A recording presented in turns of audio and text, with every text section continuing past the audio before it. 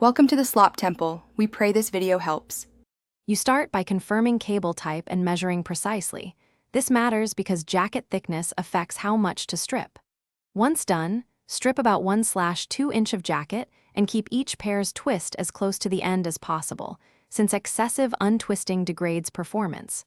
Arrange the 8 conductors into the T568B order. Make sure colors line up visually.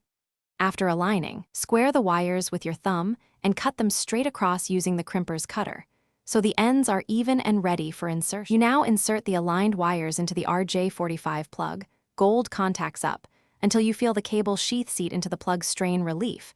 This prevents future breaks. Once inserted, visually verify each conductor reaches its correct pin. If any are short, pull out and retrim.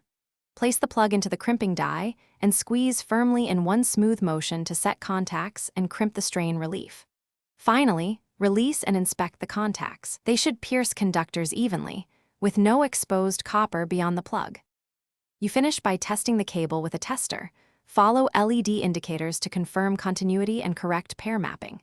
If the tester shows an open or miswire, cut the plug off cleanly, restrip about 1/2 inch, realign wires, and crimp a new plug. Never reuse a deformed plug.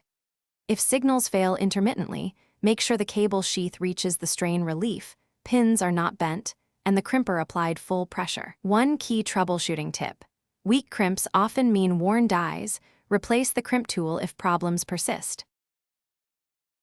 Thanks for watching. Consider subscribing if we helped you.